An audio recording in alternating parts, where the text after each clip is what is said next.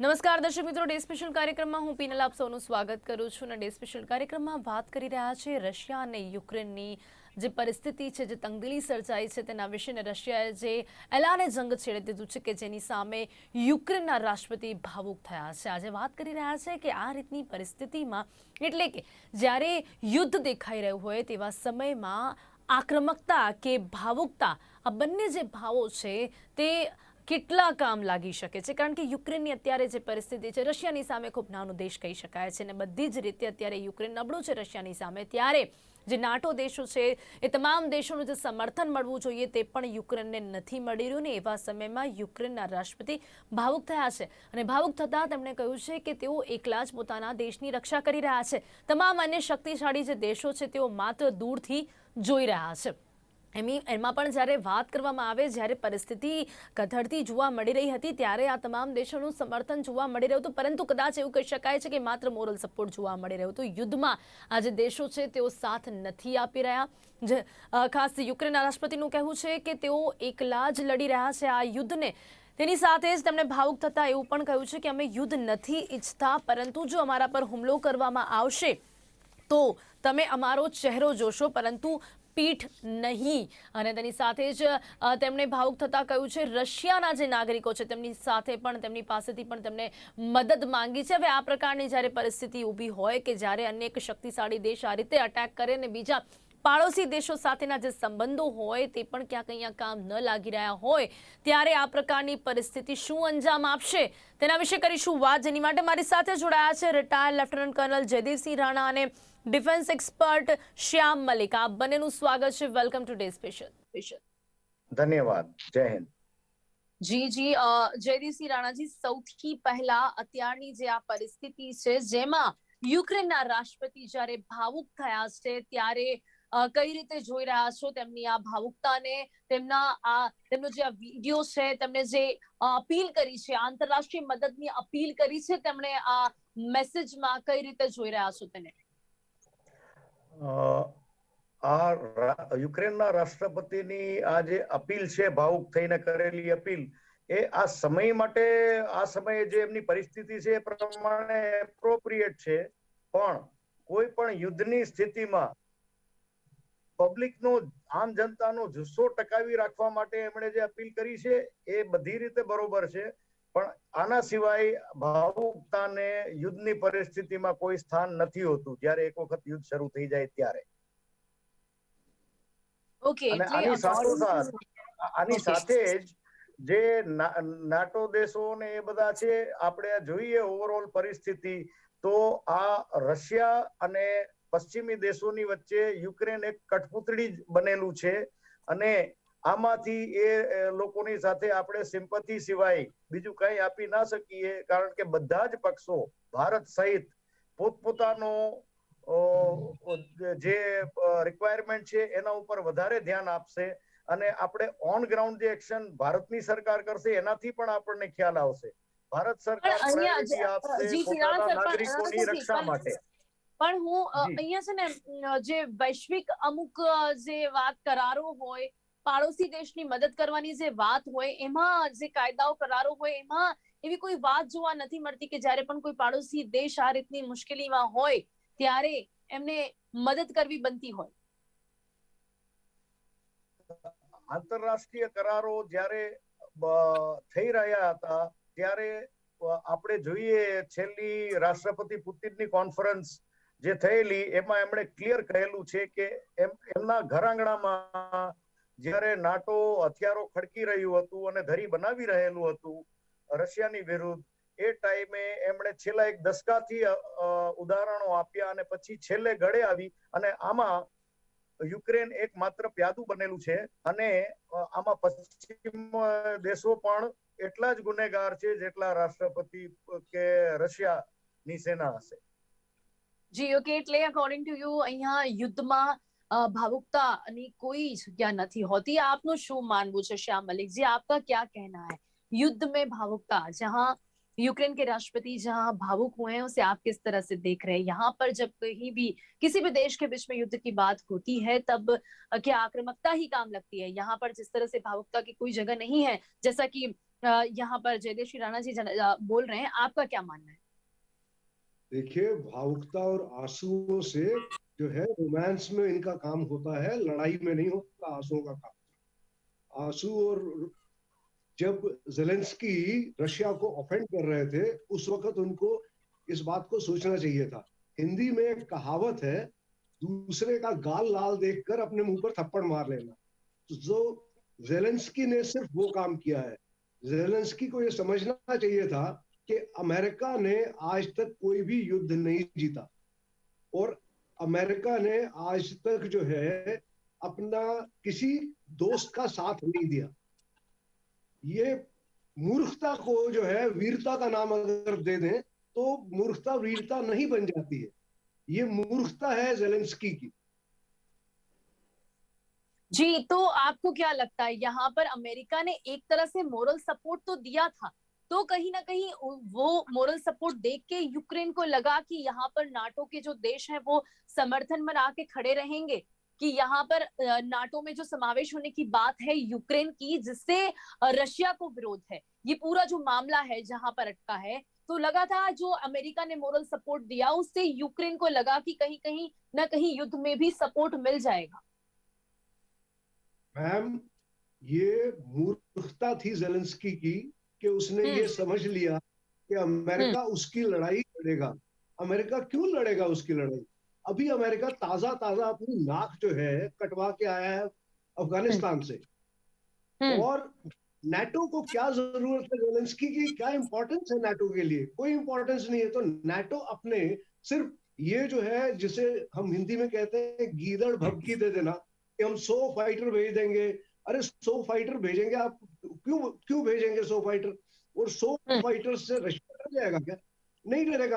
दूसरी चीज ये है कि रशिया क्या लूज कर रहा है? आपने ओवर द पीरियड इतने सालों से रशिया के ऊपर सैंक्शंस लगा लगा के उसको सैंक्शन प्रूफ ऑलरेडी कर दिया है। उसके लिए वर्स्ट केस सिनेरियो तो आपने ऑलरेडी दसियों सालों से क्रिएट कर रखा है। वेरी आप करेक्ट। और सैंक्शंस लगा लीजिए।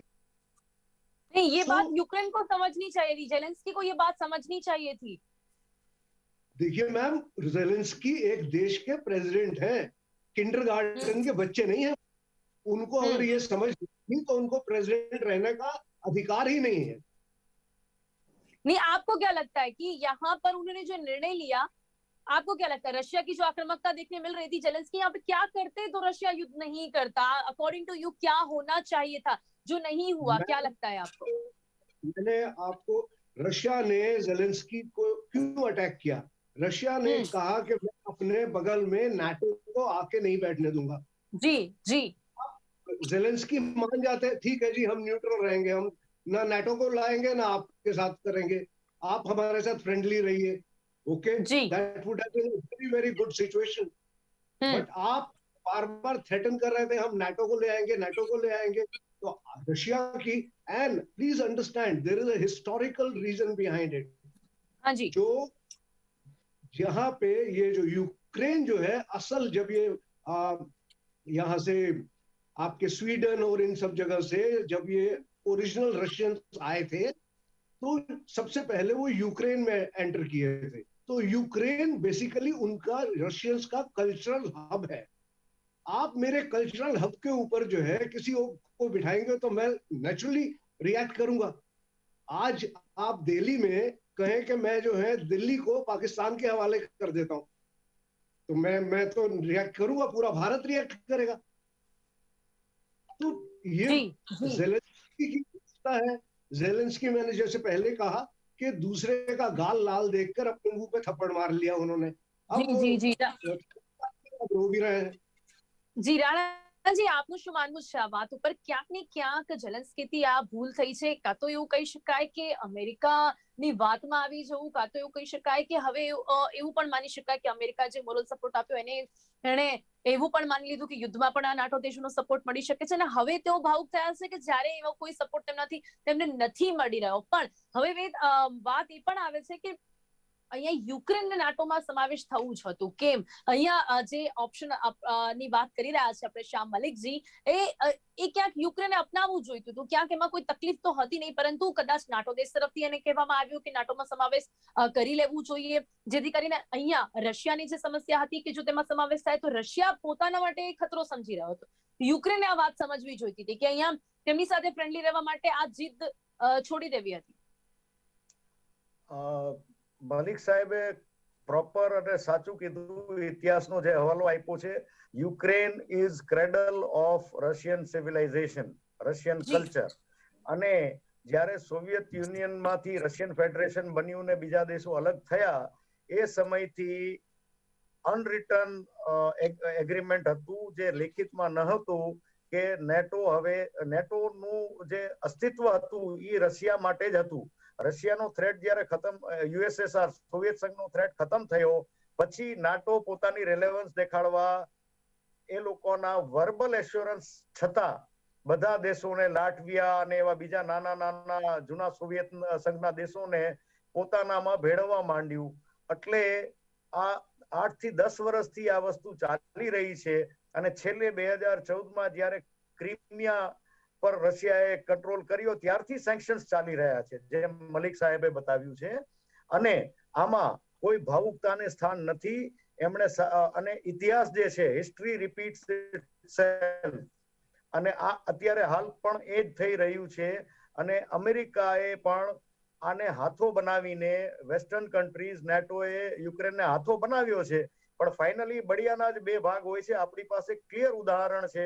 હિન્દુસ્તાનને, ભારતને વેસ્ટર્ન પશ્ચિમી દેશોએ સપોર્ટ આપ્યો હતો જ્યારે ગલવાન એપિસોડ થયો પછી. પણ ફાઇનલી ભારતને અને ભારતના રિસોર્સિસ અને સેનાએ જ એ લોકોનો સામનો કરવો પડ્યો હતો. આપણને મોરલ સપોર્ટ સિવાય કાંઈ નહોતું મળેલું. એટલે પોતાની સુરક્ષા પોતાના જ હાથમાં હોય એ યુક્રેનના રાષ્ટ્રપતિએ સમજેલું હોવું જોઈએ. जी चौकस, तो શું ખરેખર એવું હોય છે? श्याम जी, क्या मानना है आपको, इससे क्या सीख मिलती है सारे देशों को कि पड़ोसी देशों के साथ जो संबंध बनाए जाते हैं, जो करार किए जाते हैं, और हमेशा से एक आशा रखी जाती है कि हमारे आसपास के देशों के साथ हमारे क्या संबंध है, जब भी कोई वैश्विक समस्या आती है तब तो यहाँ पर जब युद्ध जैसी कोई भी बात है तो हम क्या यही मान ले, इससे यही सीख मिलती है सभी देशों को कि अपना युद्ध अपने ही हाथ से लड़ना है, जो बाकी के हमारे जो पड़ोसी देश हैं उनके साथ के संबंध ये युद्ध में काम नहीं आते हैं? मैम, एक पुरानी कहावत है, आप अपने दोस्त चुन सकते हैं, पड़ोसी नहीं चुन सकते जी। तो पड़ोसी, ये यहाँ पे पड़ोसी चुनने का मामला नहीं था, यहाँ पे पड़ोसी से दोस्ती रखने का मामला था, जो कि ज़ेलेंस्की ने नहीं रखी। आप ये देखिए कि रशिया ने जो तैयारी थी रशिया की, रशिया ने, ऐसा नहीं है कि उनको टाइम नहीं दिया, रशिया पिछले 2 महीने से जी काफी दिनों से सब कुछ सारा मामला चल रहा है। जी चेतावनी भी दी गई रशिया की तरफ से काफी बार। जी, तो अगर ज़ेलेंस्की जरा सी समझदारी दिखाते तो ये जो फर्स्ट वेव में इनको जो है टारगेट सॉफन किए गए फर्स्ट वेव में, और दूसरे वेव में उन्होंने पल्वराइज करके जहां जहां उनको जाना था वहां वो पहुंच गए। उन्होंने जो अपना प्लान बनाया था उस प्लान पे वो बिल्कुल they are correct to the dot on the I and cross on the T, Russia ने जी। तो ये अच्छा, और मैंने कल भी आपके चैनल पे कहा था कि लोग अगर ये कह रहे हैं कि वर्ल्ड वॉर 3 हो जाएगा, तो मैं गारंटी कर सकता हूं कि ये लड़ाई यहां से आगे कहीं नहीं जाएगी। और अगर ये लड़ाई यहां से आगे कहीं जाएगी तो मैं चैलेंज करता हूं कि मैं आपके चैनल पे आके पब्लिकली माफी मांगूंगा कि मैं मूर्ख हूं, मेरे को अपना सब्जेक्ट नहीं मालूम। मतलब आपको नहीं लगता कि यहाँ पे कोई भी अन्य देश यहाँ पर इस पूरे युद्ध में या इन दोनों की लड़ाई के बीच में आएगा, या यूरोप देशों में भी कोई हलचल नहीं होगी? जी नहीं आएगा, कोई नहीं आएगा।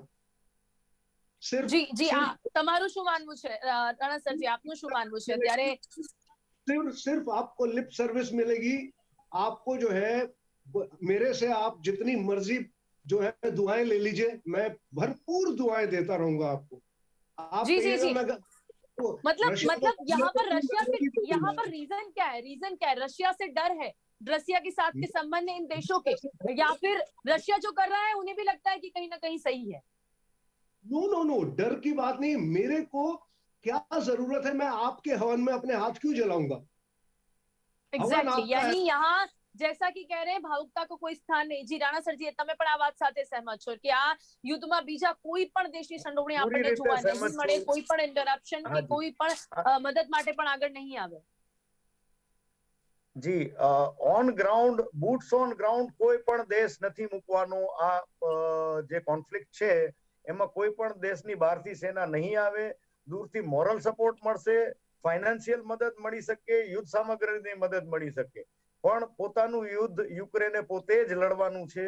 અને પણ આપણી પાસે અમેરિકા તો નજીક એવું બતાવી રહ્યું છે કે અમે એને યોગ્ય જવાબ આપીશું, અમારા સૈનિકો મોકલીશું। અમેરિકા જો બાઇડને પોતાની પ્રતિક્રિયા પણ આપી છે। તેઓ જ્યારે પ્રથમ વખત હુમલો કરવામાં આવ્યો ત્યારે પણ બોલ્યા છે કે આનો યોગ્ય જવાબ આપવામાં આવશે અને અત્યારે પણ સૈનિકો મોકલવાની વાત કરી રહ્યા છે। તો અમેરિકા તરફથી એવી કોઈ આશા પણ નહીં રાખી શકાય। અમેરિકાનું તંત્ર જે પણ નિર્ણય લેશે, પણ અમેરિકાની જનતાનો જે એની પ્રક્રિયા હશે એ જોવા જેવી થશે। એ આપણે નજરમાં રાખવું જોઈએ। ફાઇનલી ડિસિઝન એ રીતે થશે, કારણ જી, કે જી, જી। અમેરિકાની પબ્લિક પોતાની સેનાને અફઘાનિસ્તાનમાં કે ભૂતકાળમાં વિયેટનામમાં જે વસ્તુઓ થઈ છે ઇતિહાસમાં, એને ધ્યાનમાં રાખીને અમેરિકન પબ્લિક ઓપિનિયન આની વિરુદ્ધ રહેશે। જી જી જી જી, અહીંયા એમણે એ પણ કહ્યું છે કે હું જે યુક્રેનના રાષ્ટ્રપતિ છે તેમનું કહેવું છે હું મારી પત્ની અને બાળકો દુશ્મનોનો પ્રથમ ટાર્ગેટ છીએ અને પહેલા દિવસે 137 લોકોના જીવ પણ ગયા છે। અને એમણે એવું પણ કહ્યું છે ખૂબ જ ભાવુક થતા કે 137 હીરો અમારા નાગરિકોને અમે ગુમાવી દીધા છે, જ્યારે 316 લોકો ત્યાં ઘાયલ પણ થયા છે। તે સિવાય યુદ્ધમાં કોઈનો પણ સાથ અહીંયા નથી મળી રહ્યો। અહીંયા એમણે જે કહ્યું છે કે યુક્રેનને નાટોની સભ્યતા અપાવવાની ગેરંટી કોણ લેશે? દરેક ડરે છે। તેઓ ભાવુક થતા જે આ વાત કહી રહ્યા છે કે અહીંયા એમને ડરવાની વાત કરી છે। એમને એવું લાગે છે કે આ તમામ દેશો ડરી રહ્યા છે રશિયાથી। મેડમ, બીજા દેશોને ડરવાની વાત નથી। રશિયાને it is like cornering a cat. છેલ્લા 10 વર્ષથી 1991ની સાલથી નેટો જે છે પોતાની રેલિવન્સ દેખાડવા માટે બધા નાના નાના દેશોને નેટોમાં સામેલ કરતા આવ્યા છે। એટલે જ્યારે રશિયાને લાગ્યું કે હવે હદ થાય છે, ત્યારે એમણે આ પગલું લીધું છે અને એમાં યુક્રેનની કમનસીબી છે કે એ લોકો આમાં એક ચેસનું પ્યાદું બની ગયા છે અને જી, તેઓ ભાવુકતાને કહી કોઈ રહ્યા છે સ્થાન કે નથી। રશિયા મને ખતમ કરી દેવા માંગે છે, એટલે કે દેશના પ્રમુખને ખતમ કરીને યુક્રેનને રાજકીય નુકસાન પહોંચાડવા માંગે છે। મેડમ, આમાં એક આઉટકમ જે મને દેખાઈ રહ્યું છે, રશિયાની ફેવરની સરકાર યુક્રેનમાં સત્તામાં આવે તો શાંતિ થઈ શકે છે, નહીતર ધીમી આંચમાં પણ આ કોન્ફ્લિક્ટ ચાલુ રહેશે। जी जी जी, आपको क्या लगता है श्याम मलिक जी, इससे शांति हो सकती है? राणा सर जी जो उपाय दे रहे हैं। मैम, एक्चुअली मैं वो गुजराती पूरी I could not really sir, understand. जो मैं बता रहा हूँ सर, वो ये है कि रशिया कॉर्नर हुआ पिछले 90s के बाद से, जब पास की सैटेलाइट कंट्रीज को नाटो अपने में शामिल करता रहा रशिया के ओपोजिशन के बावजूद। इसलिए अभी तो रास्ता यही है, ये लोग कॉर्नर हो गए थे तो उनको ये स्टेप उठाना पड़ा है। और यूक्रेन तो इसमें एक प्यादा है, चेस का प्यादा। अभी एक आउटकम ये हो सकता है शांति के लिए कि रशिया की फेवर वाली सरकार एस्टेब्लिश हो। एग्जैक्टली, उनका कहना है कि रशिया की फेवर वाली सरकार अगर यूक्रेन में हो तो यहाँ पर मामला शांत हो सकता है। मैम, ऐसा है कि जब रशिया ब्रेक हुआ तो रशिया में था कम्युनिज्म, तो that was the defeat of communism. आज क्या हुआ है कि रशिया ने कम्युनिज्म एक्सपोर्ट कर दी यूरोप को। So Russia is no longer a leftist और a communist country, it is a very very nationalistic country and it is a strong country। Exactly। So it is the problem of the West। and secondly, let us assume, एक worst case scenario में हम assume कर लेते हैं कि NATO countries would join together and attack Russia। What will happen? What will be the consequences of it? The consequences would be that petroleum and gas would become unaffordable for the whole of Europe. It is already reaching the stage जहां पे वो unaffordable हो रही है. And आप एक bomb चला दीजिए रशिया के ऊपर, उसके बाद Europe would starve for the petroleum production gas. और साथ ही So- साथ पूरी पूरी European countries they do not want to, वो नेटो के मेंबर है बट अपनी जी। ट्रूप्स को, अपनी फोर्सेस को रशिया के अगेंस्ट डिप्लॉय करना नहीं चाहेंगे, क्योंकि जैसे ही उन्होंने डिप्लॉय किया तो रशिया को फ्रीडम मिलेगा उनको नुकसान पहुंचाने का. दूसरे विश्व युद्ध से बाद से अभी तक कोई मिलिट्री एक्शन यूरोप में हुआ नहीं है, तो उनकी जनता इसके लिए तैयार नहीं है, उनकी और सरकार कहीं ना इसके लिए कहीं तैयार नहीं है. आर्थिक स्थिति बिगड़ने से भी डर रहे हैं ये देश. ये भी है एक बात है जिस वजह से भी कोई इंटरप्ट नहीं कर रहा है. और इसी के साथ श्याम जी, यहाँ पर जो यूक्रेन के राष्ट्रपति की बात है, तो वहां पे उन्होंने एक और चीज जो की है, एक और बात जो उन्होंने की है कि उन्होंने रशिया की जनता से मदद की अपील की है. इसे आप किस तरह से देख रहे हैं? उन्होंने कहा है कि जैसा कि उन्होंने कहा है कि यहाँ पर रशिया की जो भी नागरिक हैं उनसे उनका मदद मांगने का जो ये प्रयास है, उससे किस तरह से आप देख रहे हैं कि जब गवर्नमेंट टू गवर्नमेंट बात नहीं हो पा रही है तब उन्होंने ये जो एक प्रयास किया है, उन्होंने कहा, और साथ ही साथ रसिया की जो जनता है, वहां की जनता को जो कहा गया है कि ये लोग नाजी हैं और रशियन संस्कृति से नफरत करते हैं, तो इस बात को भी उनके मन से निकालने का उन्होंने प्रयास किया है कि हम नाजी नहीं है, रशियन संस्कृति से नफरत नहीं करते हैं. इस प्रयास को कैसे देख रहे हैं आप? मैम, हम भगवान से भी रोज प्रार्थना करते हैं, भगवान निकल के मूर्ति में से आके आपको जो है आपकी जो वाजिब नावाजिब जो है डिमांड्स भगवान से जो होती हैं उनको पूरा करने नहीं आ जाता. तो लेकिन भारत देश है तो हम ये विश्वास जब रखते हैं तो कहीं ना कहीं कुछ होता भी है. मैम, विश्वास की है लेकिन ये जो रशियन पब्लिक से जो यूक्रेनियन प्रेसिडेंट कह रहे हैं कि आप हमारी मदद के लिए आए, वो क्यों आएंगे? It is a political move for his political survival. It is a political move, nothing more than that. Sir, it is only he is trying to garner sympathy in his favor. That's it. Sympathy and create wedge amongst the Russians. लेकिन Yes. आप लोगों के हिसाब से इन सभी बातों का कोई स्थान ही नहीं है यहाँ पर. नहीं जी, nothing. It has nothing. It is from the day one. It was the foolishness of Zelensky. Zelensky को ये गलतफहमी थी कि अमेरिका मेरे को एड देगा. अमेरिका क्या एड दे रहे थे उनको? उनको चाहिए थी एक पूरी रोटी, अमेरिका एक सुपारी दे देता था. और ये मूर्खता इनकी थी कि ये वो सुपारी को समझते थे, ओहो हमारे को तो बहुत सारा खाना मिल गया. No, सही if है. लेकिन श्याम जी, एक और बात यहाँ पर यह है कि जैसा कि कोई देश समर्थन नहीं दे रहा है, लेकिन अमेरिका ने रशिया की 4 बैंकों की संपत्ति फ्रीज की है, ऑस्ट्रेलिया ने रशिया के सांसदों पर प्रतिबंध ला दिया है, और ब्रिटेन भी अभी प्रतिबंध लगा रहा है. यहाँ पर ये जो सारे देश इस तरह से प्रतिबंध लाद रहे हैं रशिया पर, तो क्या उसका कोई असर, उसकी कोई इम्पैक्ट हो पाएगी? जापान ने भी यहाँ पर कुछ प्रतिबंध लगा दिए हैं. रशिया के ऊपर पिछले 10 साल से प्रतिबंध ही लग रहे हैं.